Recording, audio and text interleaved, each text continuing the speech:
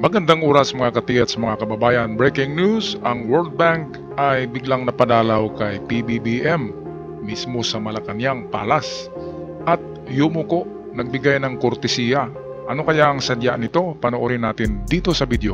Kasama ang mga ambassador, matataas na opisyal at ilang leader ng mga international group, nanindigan si Pangulong Ferdinand Marcos Jr. na aktibong isusulong ng Pilipinas ang kapayapaan ngayong 2025 habang tinitiyak na nasusunod ang international law.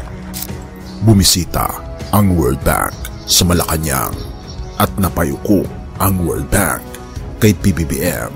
Bakit ganito na lamang ang respetong inaalay ng World Bank sa Pilipinas? Ano ang ginawa ni Pangulong Bongbong Marcos para maging posible ito? Okay, so dito, bigay tayo ng reaksyon dito. Bakit nga ba biglang napadalaw itong si Jaffer Mustafauco sa kay PBBM? Ito yung direktor ng World Bank. At alam naman natin na kapag ang World Bank ay lumapit sa isang bansa, ibig sabihin ng bansa na yan ay mayaman at meron silang makukuhang investment. Okay, so ano ba ang meron si PBBM at lumapit ang World Bank?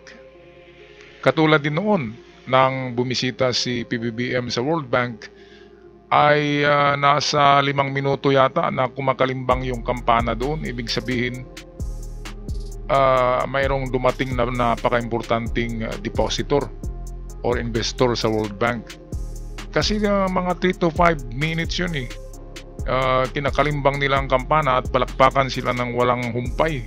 Hindi nga lang gaanong pinapalabas yun eh.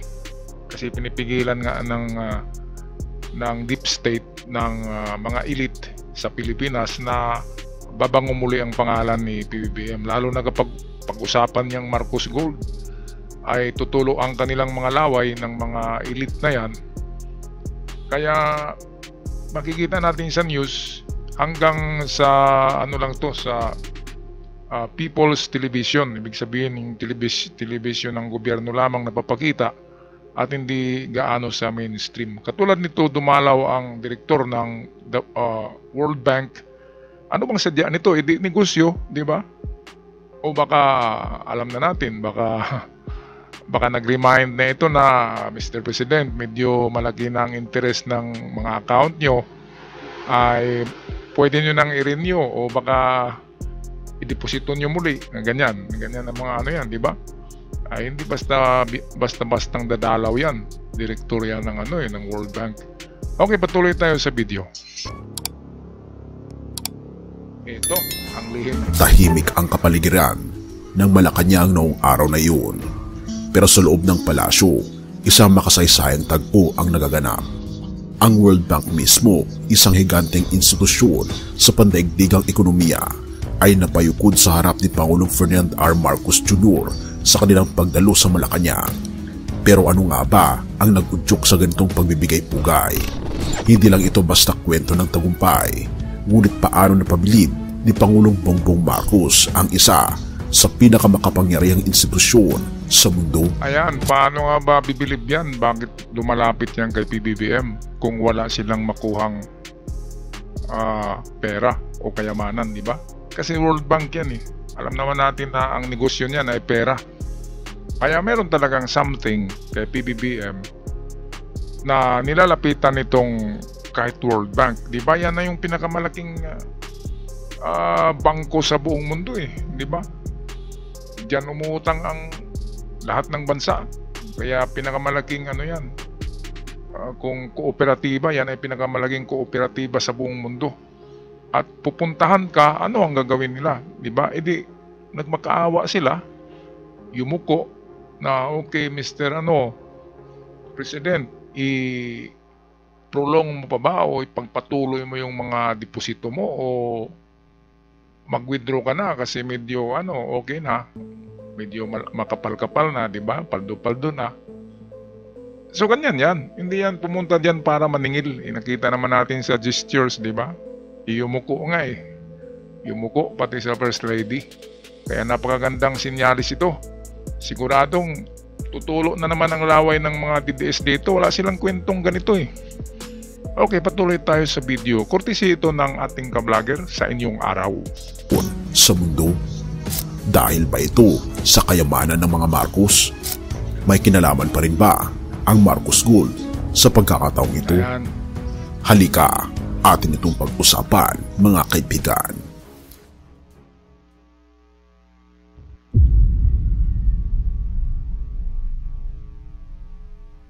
Sa nakaraang taon, naitala ng Pilipinas ang hindi matatawarang pag-angat ng ekonomiya.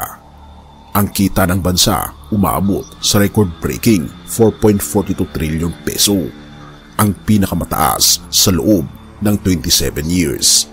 Pero ito ang unang hakbang lamang. Sa parehong taon, nakuha ng Pilipinas ang kauna-unahang A- credit rating na may stable outlook, isang karangalang nagbibigay daan sa mas murang pangungutang at mas malaking tiwala ng mga dayuhang namumuhunan. Ito ba ang dahilan kung bakit napayuko ang World Bank? Tanong ng ilan, pero teka, ang sagot ay higit pa sa mga numero. Grabe no, 27 years, first time na kumita pala ang revenue ng Pilipinas ng 4.4 trillion pesos. Kaya yumuko ang World Bank. Hindi lang yan, ang ating credit rating ay A-. Ibig sabihin ay mababa ang pangungutang natin, hindi na gaanong malaki. Kaya ano bang meron si PBBM at biglang tumaas ang kita ng Pilipinas? Yung sabi nila ay kinukurakot daw ni Tambaluslos.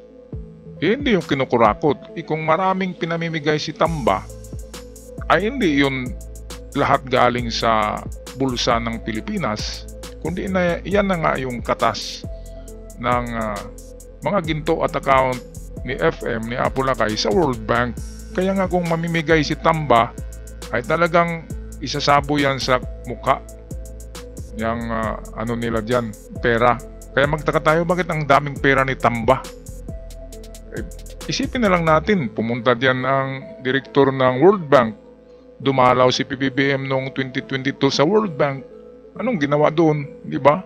Alam naman natin na meron silang account diyan. Okay, kaya ito'y napakagandang kwento, kasi kahit hindi sinasabi ni PBBM na okay, itutulong ko ang mga interes ng gintong yan sa ating ekonomiya, pero hindi niya sinasabi, pero makikita natin ang mga numero. Di ba? Makikita natin na, bakit nakapagbayad siya 2 taon sa ating utang sa World Bank? 2023, 2024, binayaran niya. At paliit na, di ba? Dati yan ay 15 trillion utang ng Pilipinas. Ngayon medyo bumaba na. At siyempre, uutang naman tayo dahil meron na namang budget for this year na ang mga senadors at congressman at maraming proyekto. Pero ang maganda diyan, ang utang natin ay paliit ng paliit na. Kaya yan na nga yung sinasabi na itutulong ang Gold for Humanity sa development at pag-angat ng ating bansang Pilipinas. Balik tayo sa video. Ang tunay na aksyon. Dahil dito ang tunay na aksyon. Sa gitna ng pandaigdigang hamon na nanatiling matatag ang Pilipinas, ang ekonomiya nito ay tumayo bilang isa sa pinakamalakas sa Asia na may 5.8% na paglago sa unang 3 quarter ng 2024. Ang unemployment rate bumagsak sa 4.0%, ang pinakamababa sa kasaysayan ng bansa sa mga nakaraang dekada. At hindi lamang ito tungkol sa ekonomiya. Sa diplomatikong larangan, binuksan ng Pilipinas ang mga bagong embahada sa Europa at Latin America. Ang resulta, pinalakas ang reputasyon ng Pilipinas sa pandaigdigang entablado. At bakit bumilib ang World Bank? Bakit? Ito ang dahilan. Sa harap ng mga tagumpay na ito, kinilala ng World Bank ang matalinong liderato ni Pangulong Bongbong Marcos, ang pagsusumikap na hindi lang para sa ekonomiya, kundi para sa bawat Pilipino. Kahit nang sila'y dumalo sa Malacanang, kitang-kita sa video ba kaibigan ang respeto sa kanilang mga mata. At dito papasok ang highlight ng tagumpay. Sa gitna ng 20 Honor, iniulat ni PBBM ang mga tagumpay ng bansa sa harap ng diplomatic corps. Napayuko ang World Bank sa mga pahayag ni Pangulong Bongbong Marcos nang sabihin niya, "With strong macroeconomic fundamentals, we are confident that the country will hit this year the GNI per capita range set by the World Bank to reach upper middle income country status." Pakinggan pa natin ang salita ng ating Pangulo. From an all-time high record registered in 2023 to the tune of $4,335 or 241,165 Philippine pesos.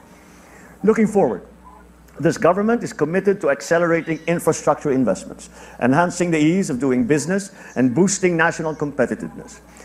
These will support businesses, attract foreign investments, and spur higher economic growth. Ayan, so narinig nyo ba yun mga kababayan? Kung magsalita si PBBM, walang tinitingnan na kopya yan eh. At bakit memorize niya ang dapat sabihin niya? Ibig sabihin, ang utak niya ay matino. Kung drug addict ka, bangag ka, anong sasabihin mo, di ba? Yung mga lagpas sa mga isip ng tao, di ba? Tingnan natin yan. Yan yung talagang intellectual. Ngayon, kung ano-ano na lang ang sinisigaw sa kanya ng mga kalaban, kasi itong sour graping. Ibig sabihin, sour graping, kahit matamis ang ubas, ang grapes, ay sasabihin nila, naku, mapait yan, maasim yan. Yun pala ay matamis ang grapes. Kaya sour graping ang mga DDS. Yan naman kasi ay utos ng China. Nagsisweldo ang China ng 60 to 100,000 bawat vlogger na mga DDS. Ang China ang nagsuporta niyan. Kaya wala silang tigil, walang humpay na pagtira sa ating gobyerno kay PBBM, para maniwala ang karamihan, yung walang utak na mga bumbunan, maniniwala na totoo yung sinasabi ng mga vlogger. Ang purpose ng China ay mapatalsik talaga si PBBM dahil sa ito'y balakid sa kanilang hangarin na angkinin ang WPS hanggang Palawan, hanggang sa susunod na milenya ay buong Pilipinas ay mapunta sa China kapag makabalik yung mga pro-China na mga politician. Alam niyo kung sino ang mga yan. Diba? Kaya wag niyong hayaang, kahit kayo DDS, wag niyo nang iboto yan dahil nakasalalay ang future ng inyong mga anak, ng mga anak natin, ng mga apo. Diba? Pag-isipan nyo yan. Kahit na may panindigan kayo na DDS kayo, pero pagdating sa eleksyon, huwag niyong iboto ang mga yan. Dahil sa binibenta ang Pilipinas sa China. Ipinaglalaban natin ng Pilipinas noon para magiging independent tayo. Ngayon, susurinder tayo sa China dahil sa naniniwala kayo sa inyong idol na mga maka-China, diba? Kaya magbago ng isip. Isip-isip. Balik tayo sa video. Ang malalaking numero, mataas na grado sa transparency at pag-angat ng kredibilidad ng bansa ang nagtulak sa World Bank na magbigay kaalang na pabilib sila sa nakikita nilang pagbabago at progreso ng Pilipinas. Ayan, inaharap. Ngunit hindi rito nagtatapos. Inanunsyo rin ni Pangulong Bongbong Marcos ang pagtakbo ng Pilipinas para sa isang upuan sa United Nations Security Council. Ayan. Oo mga kaibigan, ang UNSC, ang suporta ng mga pandaigdigang kaalyado ay patuloy na dumarami dahil kinikilala nila ang kakayahan ng Pilipinas sa pagsusulong ng kapayapaan at pagkakaisa. Ang konklusyon, ang tagumpay ni Pangulong Bongbong Marcos ay tagumpay ng bawat Pilipino. Sa simpleng pananalita, ang Pilipinas ay hindi na lamang basta umangat. Ngayon, kinikilala tayo bilang isa sa mga haligi ng pag-unlad sa Asia. Napayuko ang World Bank, hindi dahil sa kanilang responsibilidad, kundi dahil sa taos-pusong paghanga. Kung ito ang kaya nating abutin ngayon, ano pa kaya ang susunod nating may pagmamalaki? Ang sagot, mas malaki, mas mataas, at mas mag-aarbo sa tulong at grasya ng ating Panginoong Diyos. Wow, napakagandang pagka-presenta ito ng sa inyong araw na ka-vlogger natin. Tumayo ang balahibo ko sa likod ko dahil sa middle class na pala tayo, hindi na tayo yung tinatawag na third world country. At malaki na ang respeto sa atin ng mga European. Kasi sa Europe ay ini-small tayo noon. Tanging Asian countries lang medyo tumitingin sa Pilipinas. Pero sa Europe ay ini-small tayo. Pero ngayon hindi na. Naiba na. Makikita nga natin sa mukha ng mga ambassadors dito na talagang hanga-hanga. Hangang-hanga sila kay PBBM, lalo na kapag ito'y magsalita na. Walang tinitingnan Diretsong-diretso magsalita. Kaya nga, merong 50 countries na sang-ayon na uupo si PBBM sa United Nations Security Council seat. Ano bang meron kapag membro ka ng Security Council ng UN? Rirespetuhin ng ating bansa kapag membro tayo ng UN Security Council. Kasi parang brotherhood yan, parang fraternity. Hindi na tayo bubulihin ng China kasi alam niya na membro tayo ng UN Security Council. Ganyan yan. Parang membro ka ng isang malaking fraternity, kaya walang bubuli sa'yo. Nangyari ba yan sa panahon ni Digong na sumasaludo sa kanya ang European countries? Hindi, sumasaludo sa kanya China lang, saka North Korea. Kaya, ayan, pag-isip-isipan nyo yan kung gusto nyo talagang angat, kasi patungo na tayo sa pag-angat, ay huwag nyo nang isturbuhin pa ang gobyerno ni PBBM. Kasi patuloy na ito. Huwag nyo nang harang-harangan pa. Kasi ang iba ang kung barko pa tayo, iba ang direksyon ng direksyon na tinatahak natin noon. Papuntang impyerno tayo Di ba? Vice President nyo, presidente daw siya ng impyerno. Yung presidente nyo, mga DDS, siya daw yung hari ng impyerno. Lahat na lamang impyerno. Wala silang magandang patutunguhan kundi impyerno. Kaya dito na tayo sa gobyernong ito.